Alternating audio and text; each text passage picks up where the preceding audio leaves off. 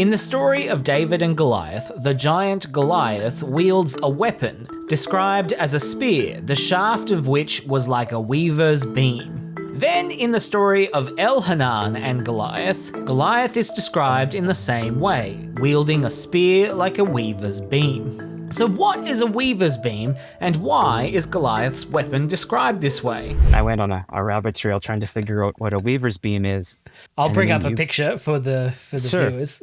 So you let's say you know nothing about weaving, and you hear the story of David and Goliath, and it's like Goliath's spear was like the shaft of a weaver's beam, and you think, wow, that must have been something really big. Like the author is thinking, what kind of simile can I use? You know, a ferryman's oar? No, that's not big enough. I know, a weaver's beam. But actually, a weaver's beam was apparently a thing they call a heddle rod.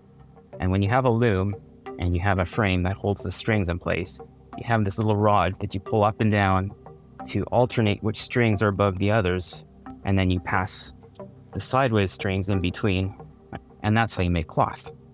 And the heddle rod is not this enormous device that you could use as a huge spear. It's actually a small rod that, you know, a woman or a child can manipulate. So it's a very strange way to describe the giant's spear. But when we look at the Elhanan story, Elhanan's father is, maybe you can tell me, what was his father's name? Elhanan, the son of Jair Oragim. This name, Jar Oragim, means basically the forest of weavers. What are the odds that Goliath has a weaver's beam for weapon fighting the son of a man whose name is Weaver or Forest of Weavers? And sort of the typical explanation is that some kind of typo found its way in, and the author accidentally copied the word weaver in a second time and garbled the name. But an alternate explanation is that Elhanan was a weaver, and that this weird weapon was originally his weapon, because there's this interesting article, I'm just going to bring it up here, by Garfinkel, I believe. And he notes that there's a whole bunch of warriors in the Old Testament or people that kill enemies of Israel with unusual makeshift weapons. So like Samson's got his famous jawbone of the donkey. David has his sling, of course. Shamgar had his ox goad. And whenever you find this pattern, it's always the hero's weapon that is singled out for some reason.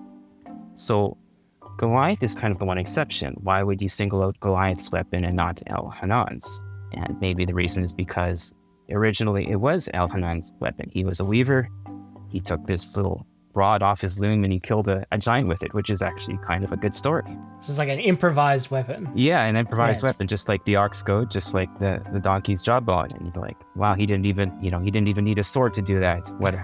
That makes him a better warrior, not a worse one, right? It fits totally with some of the other stories that you read. Yeah, exactly. That's pure speculation, but it's an interesting possibility, I think.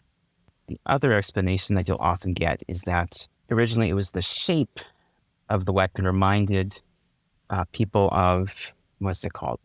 There was a Greek and Roman weapon called an amentum that was like a javelin with a rope tied around it.